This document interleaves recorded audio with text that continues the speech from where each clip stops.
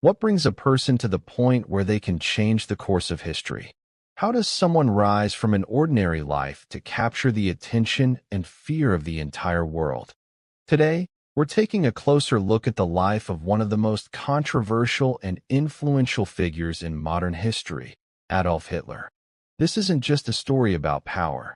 It's a story of ambition, failure, ideology, and the destructive consequences that emerge when all of these come together. The year is 1889. In a small border town in Austria, a child is born. His name is Adolf. Understanding Hitler's early years is key to understanding the kind of person he would become, because this wasn't shaped by sudden breaks, but by a slow build-up of experiences over time. Adolf Hitler spent his childhood moving between different towns with his family due to his father Alois Hitler's job as a civil servant. This made it difficult for young Adolf to form stable friendships, turning him into a more introverted and observant child. At home, discipline was strict. His father was an authoritarian figure who wanted his son to follow in his footsteps and become a government official. But Adolf's interests didn't align with those expectations. In his early school years, especially in primary school, he was a successful student, and his teachers noticed his intelligence and talent. However, as he grew older, particularly during his secondary school years, his interest in academics began to decline. One of the main reasons for this was the ongoing conflict with his father. While Alois Hitler wanted his son to pursue a disciplined career, Adolf became increasingly drawn to art, especially painting. During this time, he showed interest in subjects like history and geography, but distanced himself from mathematics and technical courses. Caught between his father's strict attitude and his own dreams, Hitler began to struggle at school and also had conflicts with his teachers. The death of his father in 1903 eased some of the pressure at home, but it also brought economic uncertainty. Although he continued his education with the support of his mother Clara, his mind was now focused more on artistic ambitions. During his youth in Linz, he developed an interest in theater, attended operas, and became deeply fascinated with architecture. He started sketching city plans and studying the details of buildings. This interest shaped the way he perceived the world, making concepts like aesthetics and order increasingly important in his mind. However, drifting away from academic success narrowed his future options. By 1907, he decided to fully pursue art and applied to the Academy of Fine Arts in Vienna. This application was not just about education. It was an attempt to define his identity. But when the results were announced, he was rejected on the grounds that his painting skills were insufficient. Up to that point, his childhood and youth were not marked by a sudden break, but rather by a gradual process shaped by family conflicts, a search for direction, and growing artistic interests. Therefore, his application to the Academy should be seen as a natural continuation of a long journey. The rejection from the Vienna Academy of Fine Arts in 1907 was not just a failure for Adolf Hitler. It was a turning point that changed the direction of his life. In the same year, his mother Clara fell ill and passed away shortly after, leaving a deep emotional void in his life. The balance within his family was gone, along with the strongest emotional support he had. When he applied again to the Academy in 1908, the result did not change. This second rejection effectively ended any realistic chance of an artistic career. The following years in Vienna were difficult, both physically and mentally. He struggled financially, at times living in shelters, and made a living by painting postcards and small cityscapes. These years also shaped his intellectual world. Living in a multicultural city like Vienna exposed him to various ethnic and religious groups, as well as the rising nationalist and anti-Semitic ideas of the time. What he read, heard, and observed gradually contributed to the formation of a more rigid and exclusionary worldview. In 1913, His move to Munich marked the beginning of a new chapter in his life. The outbreak of World War I the following year became both a breaking point and an opportunity for belonging. He volunteered for the German army and served on the Western Front. Despite the harsh conditions of war, he stood out as a disciplined soldier and was awarded the Iron Cross. However, Germany's defeat in 1918 and the Treaty of Versailles that followed left a deep sense of disappointment in him. He saw this defeat not just as a military loss, but as a national humiliation. The economic collapse, unemployment, and political instability in post-war Germany further sharpened his views. By 1919, Germany was no longer just a country that had lost a war. It was a society that had lost its direction. Unemployment, worthless currency, and an uncertain future created not only economic hardship, but also deep psychological strain. In this environment, someone like Adolf Hitler, who could speak powerfully and channel anger into words, found a space to rise. At first, he addressed small groups in modest settings, but over time, he began speaking to larger crowds. His speeches were not focused on delivering information. They appealed to emotions. He gave voice to people's anger, frustration, and hopelessness. Those who listened were often less concerned with questioning the truth of his words and more influenced by how he made them feel. By 1923, fueled by this growing confidence, he attempted a bold move. The beer hall putsch in Munich was his attempt to seize power directly. However, it failed. Clashes broke out in the streets, and Hitler was arrested.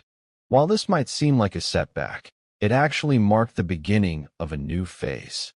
His time in prison provided a period of isolation, but also reflection. During this time, he wrote Mein Kampf. This book was not only an autobiography, but also a clear statement of how he viewed the world, what he believed in, and what he aimed to achieve. After his release, he was more cautious. The failure of his previous attempt had taught him an important lesson. Reaching power required not only courage, but also patience and strategy. He changed his approach, choosing to work within the political system rather than relying on direct confrontation. He continued giving speeches, but now with a more calculated approach. As the economic crisis deepened in the early 1930s and people became increasingly desperate, his message began to resonate with a wider audience. He offered simple yet powerful answers to complex problems. By 1933, Adolf Hitler had become Chancellor of Germany. While this appeared to be the result of years of political struggle, it was actually just the beginning of a much larger transformation. At that time, Germany still had multiple political parties, a relatively free press, and a system that had not yet lost all of its pluralism. However, this would not last long. In February 1933, a fire broke out in the German parliament building in Berlin, known as the Reichstag fire. While the cause of the fire was widely debated, what mattered more were the consequences.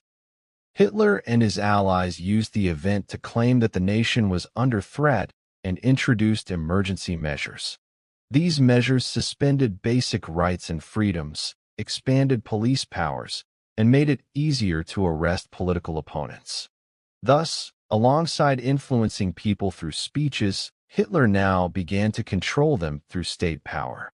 Political opponents were gradually pushed out of the system. Other parties were shut down or rendered ineffective. Within a short time, the Nazi Party became the only dominant political force in Germany. This transformation did not happen overnight. It was a gradual process. What many initially saw as temporary measures became permanent over time. In 1934, a major development took place. The country's president, Paul von Hindenburg, passed away. Hindenburg had been a respected figure and served as a balancing force against Hitler's power. With his death, that balance disappeared. Hitler emerged the offices of president and chancellor, declaring himself Führer, a title symbolizing the concentration of all political power in one person. At this point, there were no strong mechanisms left to challenge decisions in Germany. Society itself began to change. The state started to control not only what people did, but also what they thought. Education, media, and public institutions were reshaped according to this new ideology. The Nuremberg Laws of 1935 became one of the clearest examples of this transformation. These laws specifically targeted Jews, defining who could be considered a citizen and what rights individuals could have. Jews were excluded from state positions, stripped of basic rights, and systematically pushed out of society. This was not just a legal change. It marked the beginning of deep divisions within society. People began to see neighbors, colleagues, and even longtime acquaintances differently.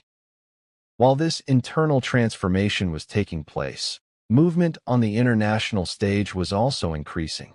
Germany began to rearm, ignoring the limitations imposed after World War I. This created tension across Europe, but many still hoped that another large-scale war could be avoided. On September 1, 1939, Germany invaded Poland, and that hope disappeared. World War II had begun. In the early stages, Germany advanced rapidly, surprising many countries with its tactics and level of preparation. However, as the war continued, the balance began to shift.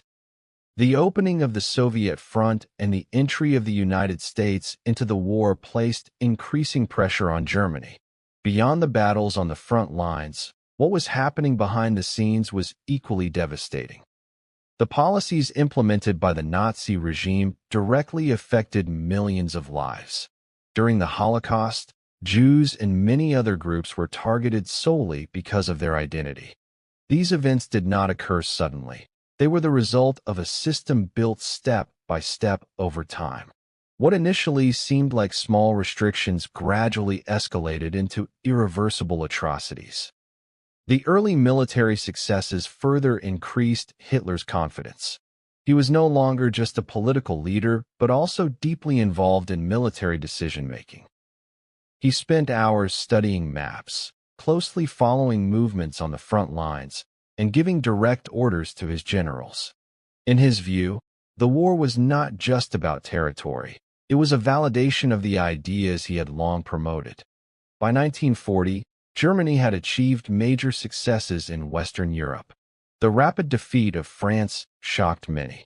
During this period, Hitler began to see himself as a figure capable of reshaping history.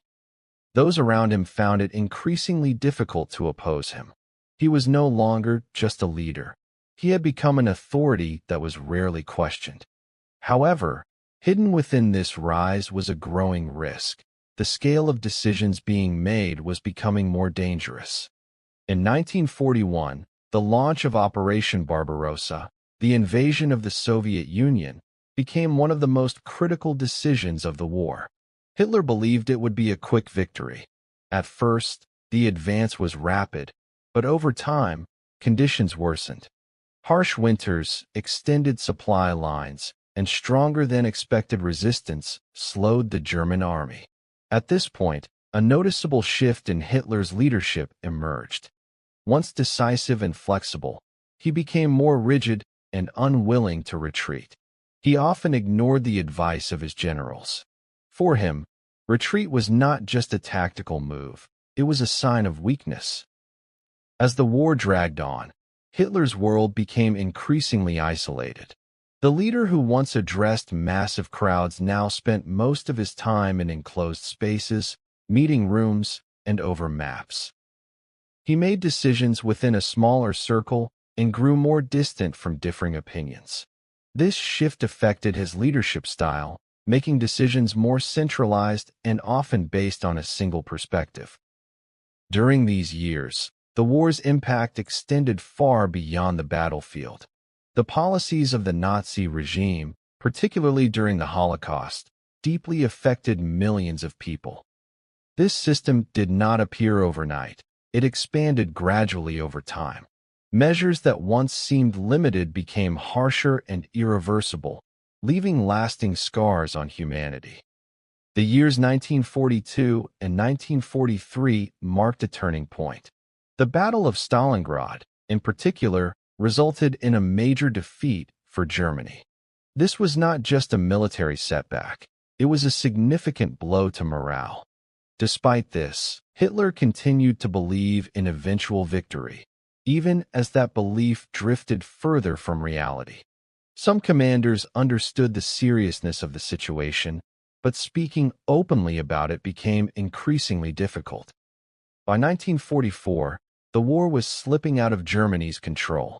Allied forces advanced from the west, while Soviet forces pushed from the east. The Normandy landings became one of the defining moments of the war. Germany was now under pressure on two fronts, creating immense military and logistical strain. As the final phase of the war began, Hitler's environment had changed dramatically. He spent most of his time in an underground bunker in Berlin. His connection to the outside world was limited, and decisions were made within a narrow circle. The voice that once echoed across massive crowds was now confined within concrete walls. As reality and expectation drifted further apart, the situation became increasingly disconnected. By the mid-1940s, changing the course of the war had become nearly impossible. Berlin was under heavy bombardment. The city waited in exhausted silence. In an underground bunker, Adolf Hitler spent the final days of his life. The man who once stood before thousands was now confined to a small, enclosed space. While explosions echoed above, time seemed to move differently below. On April 30th, 1945, there was no way back. Hitler saw the collapse of the world he had spent years building. This moment marked not just a military defeat, but the end of an ideology. When he took his own life, it happened not with dramatic noise, but with a quiet finality. One of the most powerful figures of his time exited the stage in silence. A few days later, Germany surrendered. The war in Europe was over. Cities lay in ruins, millions had lost their lives, and deep scars remained. The end of the war marked not only the cessation of conflict, but the closing of a long and dark chapter. But what if this story had ended differently? What if Hitler had succeeded? There is no definitive answer, but we can imagine possibilities. Europe's political map would likely look very different. A centralized system with less tolerance for diversity might have emerged. Individual freedoms could have been more restricted with stronger state control. However, such a system would not necessarily mean the absence of conflict. Systems built on pressure often create new tensions and resistance. That's why this story isn't just about the past. It's also a reminder of what can become possible under certain conditions. History doesn't just present what has happened, it offers lessons about what could happen. If you enjoyed the video, don't forget to subscribe and leave a like. See you in the next one.